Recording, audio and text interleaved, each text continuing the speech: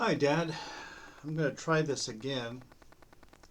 I tried narrating this chapter a couple hours ago and got all the way through the narration and then realized that when I clicked on it, I had apparently double clicked on it and it turned it off and on, or on and off. Anyhow, it didn't record. So I'm going to try this again. And right now it looks like it's recording. Everything's going fine. I'm going to continue on with Undaunted Courage. We're on chapter 37. I'm going to try and get through this if I can this week, because we are almost done. Let's see where we're at. Chapter 37, St. Louis. That's March to December 1808. March to December 1808 in St. Louis. Chapter 37. Okay. St. Louis was isolated but vibrant. Washington Irving described the city as he saw it shortly after Lewis's arrival. Here to be seen were the hectoring, extravagant, bragging boatmen of the Mississippi, with gay, grimacing, singing, good-humored Canadian voyageurs. Vagrant Indians of various tribes loitered about in the streets. Now and then a stark Kentucky hunter in leather hunting dress with rifle on the shoulder and a knife and belt trode along. Here and there were rich houses and ships just set up by bustling, driving and eager men of traffic from the Atlantic states, while, on the other hand, the old French mansions with open casements still retained the easy, indolent air of the original colonists. The Spanish presence was there too, as were the black slaves. This was a mixing of three nationalities from the two old world continents with the citizens of the nations of the New World. It made for a cosmopolitan city of about 5,000 residents, the most cosmopolitan of any in America west of the eastern seaboard port cities. Irving found it charming, but his eyes couldn't see what would be the first thing to strike a modern visitor. Horse manure, everywhere one walked. Because he was so accustomed to them, Irving had also failed to note the muddy or dusty streets and the smoke-filled rooms. The American Irving was struck by the extreme distance between the elite and the common citizenry. The Spanish and French merchants lived lives that could only be called princely. They had huge tracts of land and had enjoyed trading monopolies, lived in elegant homes with superb libraries, excellent wines, extravagant fashionable clothes, the latest wallpaper from New York, New Orleans, or Europe, the finest in furniture, and such comforts as man-made lakes, cool cellars, and a fireplace in almost every room. One observer swore there was a fiddle in every house. What Irving called the happy Gaelic turn for gaiety and amusement was most evident during the carnival season that preceded Mardi Gras. There was an abundance of cotillions, reels, minuets, with balls every night. The ladies wore silk gloves and stockings, bracelets and earrings. One astonished American declared, "I never saw anywhere greater elegance of dress than I have at a ball in St. Louis." Secretary Bates admired the inimitable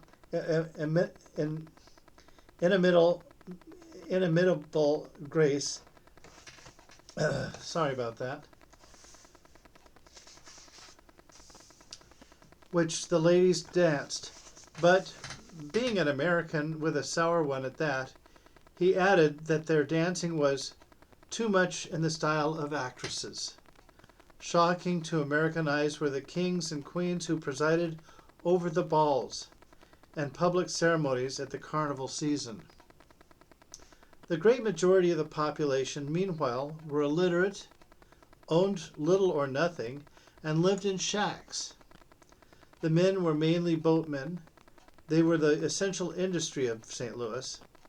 It was their muscle power that made it possible for the merchants to move goods up and down the Missouri River to the source of the furs. They were always in debt to their bosses, who treated them almost as badly as Virginia planters treated their black slaves. Their loyalty was to one another. Their loyalty was to one another. In 1807, while on an expedition organized by private traders, George Drouillard received orders from his employer, Manuel Lisa, to find the deserter Antoine Bissonnette and bring him back dead or alive. Drouillard brought him back dead. When the party returned to St. Louis, Drouillard was put on trial for murder. The jury found that Bissonnette's desertion was a threat to the entire party and discharged Drouillard. Now the Americans were coming into this old world society, bringing with them a new energy. Secretary Bates noted the contrast between the two styles. While the English Americans are hard at labor and sweat under the burning rays of a meridian sun, the French and Spanish elite will be seated in their homes or under some cooling shade, amusing themselves with their pipes and tobacco and drinking coffees. He further noted that the old inhabitants were rigid economists. The American threat to this way of life was very great. The Americans were questioning the validity of land titles acquired under the informal land cessions of the Spanish and French regimes, and of the monopolies granted for the lead mines and the Indian trade. There were not enough courts or judges to make decisions, and not enough soldiers to enforce them. The Americans brought with them a spirit of partisanship that added immeasurably to the difficulties of governing. Worse, some of them at least were Burrites, plotting to break Louisiana away from the United States. Secretary and acting Governor Bates was ill-suited to handle the responsibilities of governing, and he knew it. From the time of his arrival in the spring of 1807, he wrote Lewis about the quarreling that marked public affairs and urged him to hurry to St. Louis to set things in order. I take a pleasure in expressing the opinion, he wrote on April 5, 1807, that you have a fair opportunity of establishing a lasting reputation in Louisiana by composing the unhappy divisions of her inhabitants. Lewis's predecessor, General Wilkinson, had granted trading licenses with abandon, to his own profit, to foreigners as well as U.S. citizens. There was intense fighting over land titles. Bates was trying to straighten things out, but felt overwhelmed. He told his brother, "The difficulties with which I have to contend in this country are numberless, and almost insurmountable. I have great cause to lament your absence," Bates wrote Lewis, but he also warned the governor, "Contrary to my first expedition, you must expect to have some enemies." He further warned, "We have among us a set of men turbulent and ungovernable in their dispositions, which I believe may be unaccounted for, from that spirit of enterprise and adventure which brought them first into the country." Through the end of 1807, Bates's anxiety for Lewis to arrive grew. By 1808, he was almost in a frenzy. In January, he wrote Lewis, "No one feels the want of your superintendent presence so much as I do."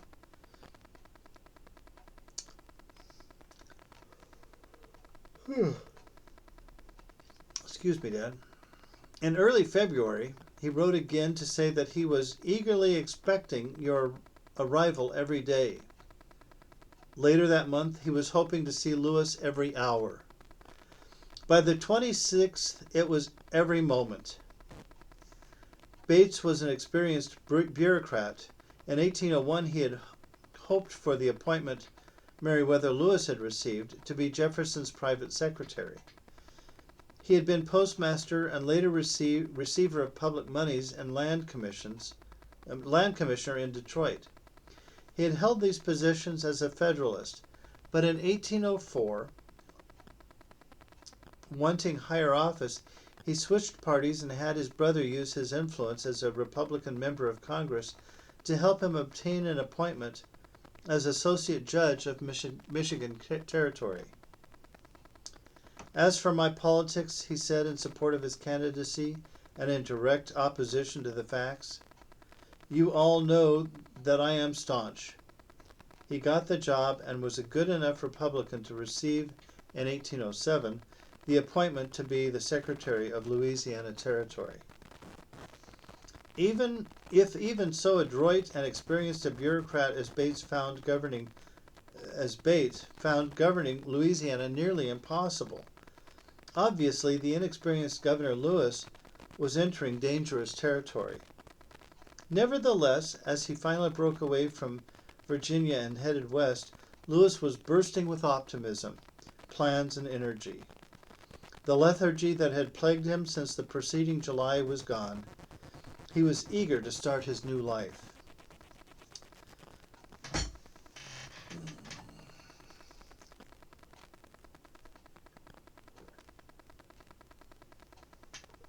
Sorry about that. Lewis arrived back in St. Louis on March 8, 1808. He was an independent command, if not as independent as the expedition, still generally on his own. The government could not get detailed instructions to or set policies for a governor who was a week's travel from the nearest post office in Vincennes, Indiana. It was another week to the next post office in Louisville. Under the most favorable of circumstances and in the best weather, mail to or from Washington took nearly a month. A month of travel one way. In the severest weather, there was no communication at all with the outside world. It took 3 months to ascend the Mississippi from New Orleans, so Lewis was more or less on his own.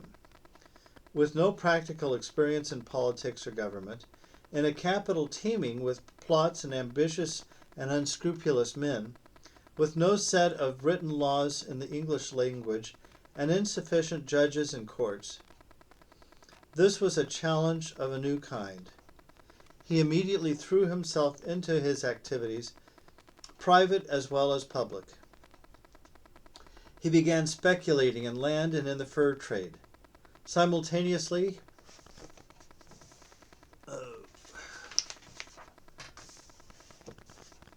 he searched for suitable lodgings. He was appalled at the rents being charged. He wrote Clark, who was on his honeymoon in Virginia, that one place he looked at cost $500 per year. Oh, that we could have those prices today. That's like, what, less than $50 a month. That's like $40 a month. Such rent I never had calculated on giving. He settled on one for $250 a year. The home he selected on the corner of South Main and Spruce Streets was quite grand, as it had to be, since Lewis and Clark had agreed that they would share quarters, and Clark was expected shortly, accompanied by his wife and 2 nieces. In a letter of May 29, 1808, Lewis described the house to Clark with the enthusiasm of a real estate agent. There was a good cellar, 4 rooms on the first floor, rooms upstairs for slaves, a piazza running across the east and south fronts, a detached kitchen with 2 fireplaces and an oven, and a garden, a stable, and a new smokehouse. Unfortunately, there was only one facility, and that a small indifferent outhouse formerly used for smoking meat. Lewis planned to live with his friend, but was realistic. Should we find on experiment that we have not sufficient room in the house, I can obtain an office elsewhere in the neighborhood and still consider myself your messmate. Not surprisingly, after a few months of experiment, the two men agreed, most likely at the insistence of Julia Clark, that the house wasn't big enough. Lewis got an office on Main Street and quarters with Pierre Chateau, with the Clarks. He had no wife, but he acquired what amounted to an adopted son. He brought René Gisom's 13-year-old boy, Toussaint, under an indenture to St. Louis to raise him and educate him. Eventually, Sacagawea's son, Jean-Baptiste, and daughter, Lisette, became boarders in Clark's home and were tutored there. Ensign Pryor carried Lewis's May 29th letter to Clark with instructions to hand it over at the mouth of the Ohio, where Clark and party were expected in late June or early July. Pryor would provide a military escort up the Mississippi. Clark was traveling with 2 keelboats, bringing his household furniture and heavy equipment for the Indians, including a horsepower mill and blacksmith tools, and of course his wife and his nieces. He had written Lewis that he would be arriving with goods and merchandise. In his letter to Clark, Lewis showed what a good humor he was in, writing in a particularly jocular vein. I must halt here in the middle of my communications and ask you if the matrimonial dictionary affords no term more appropriate than that of goods, at least merchandise, for that dear and interesting part of the creation. It is very well, gentlemen. I shall tell Madame of your want of gallantry, and the triumph too of detection will be more complete when it is recollected what a musty, fusty, rusty old bachelor I am. Lewis went on, I trust you do not mean merely to tantalize us by the promise you have made of bringing with you some of your nieces. I have already flattered the community of St. Louis with this valuable acquisition of our female society. It turned out Clark had brought only one niece, the beautiful and accomplished Miss Anderson, his sister's daughter. She caused a flutter in town. A friend wrote to Secretary Bates, great agitation in St. Louis among the bachelors, to fervent fatal consequences, a town meeting that has to be proposed for the purpose of disposing of her by lot. Oh, things are very different today, aren't they? As had been the case on the expedition, Lewis went through periods of doing little or no writing, followed by periods of extensive composition. In the summer of 1808, he did a lot of writing, personal, chatty letters sparkling with good humor, as well as his official documents. In a long letter of July 25th to his old Army friend and fellow spectator in Kentucky lands, Major William Preston, Lewis gave a glimpse of his life and emotions. How wretchedly you married men arrange the subjects of which you treat, Lewis complained in his opening. Preston had recently married Julia Hancock's older sister. Lewis said that just because you have gained that which I have yet to obtain a wife, Preston was not excused from starting off with an entire page about land speculation and your musty, frusty trade. I like that, musty, frusty trade. And a flimsy excuse about the want of money to enable you to come and see us, and etc., before you came to the point. The point was that she is off. She was Letitia Breckenridge, who on June 2nd had married Robert Gamble of Richmond. So be it. a disappointed but resigned Lewis wrote.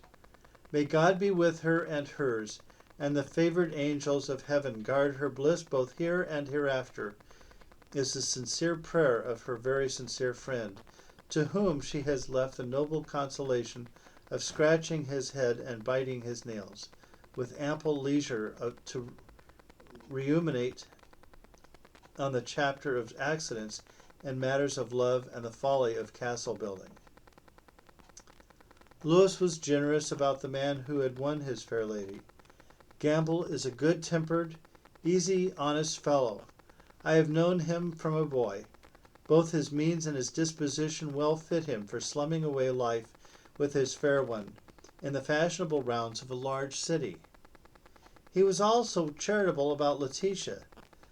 Such is the life she has celebrated, and in its pursuit I wish she may meet all the pleasures of which it is susceptible.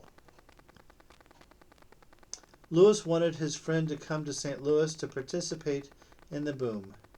In my opinion, he wrote, Louisiana, and particularly the district of St. Louis, at this moment offers more advantages than any other portion of the United States. To the honest adventurer who can command money or Negroes, he described the economy based on corn shipped to New Orleans in the form of barrels of whiskey, wheat, lead, and furs. Were I to dwell on the advantages of this country, I might fill a volume. There would never be a better time to take the plunge. I will risk my existence that you will at some future period regret having chosen any other. Ambrose makes a point here at the bottom. This went back some time. In 1801, Lewis's friend Tarleton Bates had complained to his brother Frederick that Meriwether Lewis is silent, though he promised to write weekly.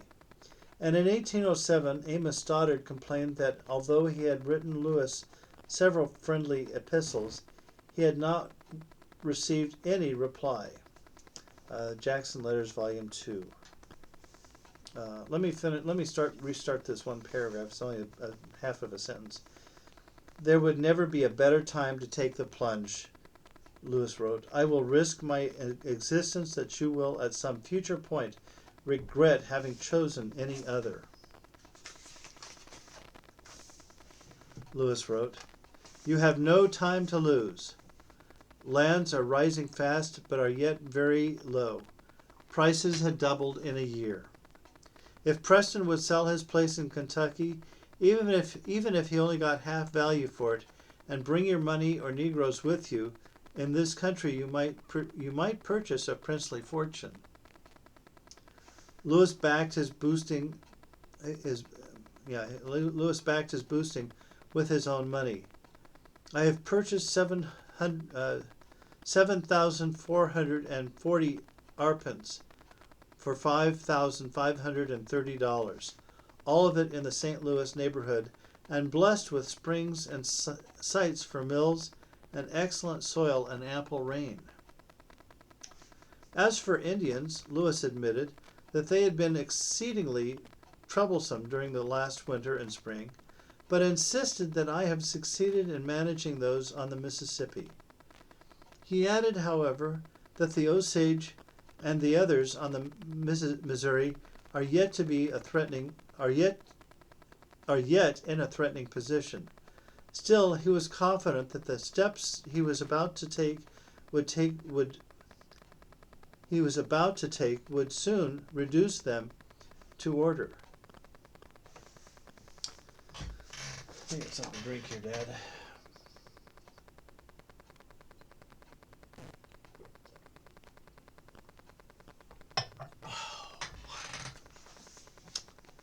I'm only going to read about half of the chapter tonight because this is a pretty long chapter. I'm at 24 minutes now, and I'll probably read for about another 6 or 7 minutes. The other half I'll have to pick up tomorrow afternoon. Lewis had indeed been extremely active on the Indian front, although to what extent the policies he had put into motion would bring the various nations to order remained to be seen. He had sent a veteran Indian agent, Nicholas Boylven, accompanied by a military escort of 27 men, to bring in 2 Indians of the Sacs and Foxes accused of murder, and he had initiated drastic measures against one band of the Osage tribe called the Great Osages.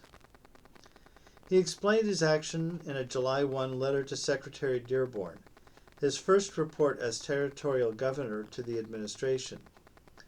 The Great Osages had cast off all allegiance to the United States, he wrote, and no longer acknowledged the authority of their former leader, Whitehair. According to Whitehair and other information Lewis had received, the Great Osage had taken some prisoners, stolen some horses, killed some cattle. They had plundered frontier inhabitants of their clothes and furniture and burned their homes. If the Great Osages wanted war, Lewis was ready. He held several councils with the Shawnees and Delawares, the Kickapoos, the Iowas, and others, telling them that they were at liberty to wage war against the Great Osages. He began preparations in St. Louis because war appears to be, to me, inevitable with these people. I have taken the last measures for peace, which have been merely laughed at by them as the repetition of an old song.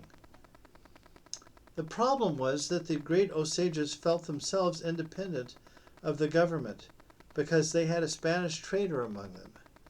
Lewis had therefore suspended all trading licenses, which caused an uproar among the traders in St. Louis, until a sufficient force could be sent to establish permanent trading forces. He provided Clark with an escort of 80 men to go up the Missouri to establish a fortification and trading post on the Osage River. This amounted to an expedition against the Great Osages. Lewis needed more men and asked for an authorization to pay recruits for the militia. He needed supplies and asked Dearborn to send him 500 muskets, 300 rifles, 120 swords, 60 pairs of pistols, and a ton of gunpowder. That should take care of the Spanish-influenced southern flank. The danger on the northern front, on the Missouri beyond the Mandans, came from the British. Lewis gave orders that they should be kept out of U.S. territory, but of course he had no power to enforce them. Indeed, he wasn't sure the War Department would approve. Dearborn had about lost all his patience with the young hero. From his point of view, Lewis was doing everything wrong. The United States was on the verge of war with Britain. The War Department was woefully unprepared. Here was Lewis opening up another front, demanding weapons and men, marching regular troops off to deal with some minor Indian problems that sounded like a squabble between the Little Osages and the Great Osages, fed by wild stories from the Whitehair and some traders. Lewis had said not one word about returning Big White to his people, even though the commander-in-chief had ordered him to make this his top priority. And he had taken unauthorized actions without properly reporting. The first Dearborn had heard about Boylven's expedition to bring back the murderers, in itself a very questionable piece of Indian policy, had come from an army officer reporting their requisition for men and supplies. In a July 2nd letter that crossed Lewis's letter to him, Dearborn set a policy: except in cases of the most pressing emergency, detachments of the troops should not be made until approved by the President. The secretary closed with a complaint. No communication except some drafts for money has, for many months, been received from the executive of Louisiana. That was a stinging rebuke, and no doubt surprising to Lewis when he received it. So long had he been accustomed to making decisions without having to seek any approval beyond talking it over with Clark. A worse rebuke quickly followed. On July 17th, Jefferson wrote to Lewis. He opened with a complaint. Since I parted with you in Albemarle in September last, I have never had a line from you. He said he would have written earlier, but for his conviction that something from you must be on its way to us. Those were stern words for Jefferson, and he immediately softened them. He realized that the slowness of the mails might have been the cause. He said it was not until February that he had learned that the Arikaras had attacked Ensign Pryor's expedition to return Big White to his people and turned it back, with casualties, including the loss of George Shannon's leg. This was a severe blow to the president, who had given his word that Big White would be returned home safely and soon. As to his relations with Lewis, Jefferson had decided to put an end to this mutual silence and write himself to ask for a report from Lewis on what he intended to do to return Big White. We consider the good faith and the reputation of the nation as pledged to accomplish this. He hastened to add,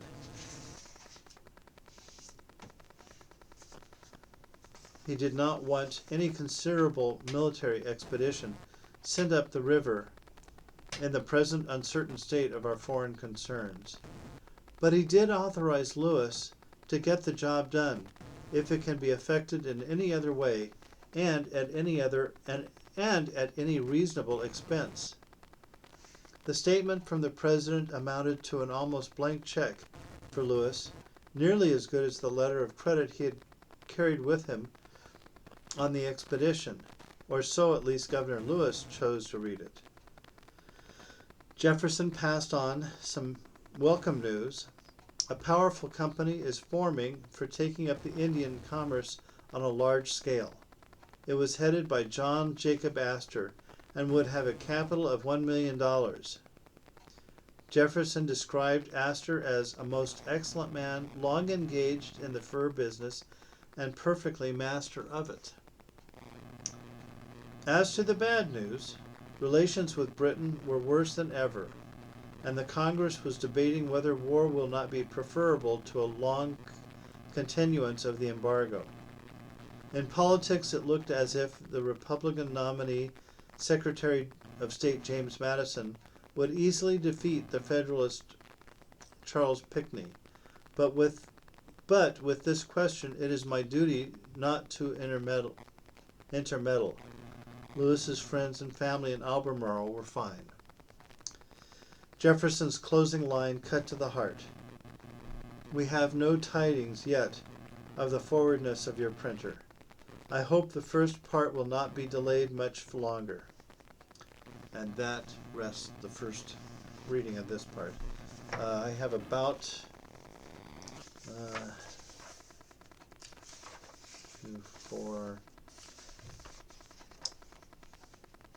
I have about 7 more pages to read, so I've read about 7 pages at this point in time. So I will try and get that all finished up tomorrow. Hope you're doing well. I noticed that you're not really watching these very much, but I do want to get the book finished. If not for your sake, for mine, because I'm enjoying the reading. But I hope you're enjoying it too. That's why I thought it would be good to try and do this. Anyhow, I'm doing fine. I'm trying to figure out a time when I can come out. I'm still trying to work on that.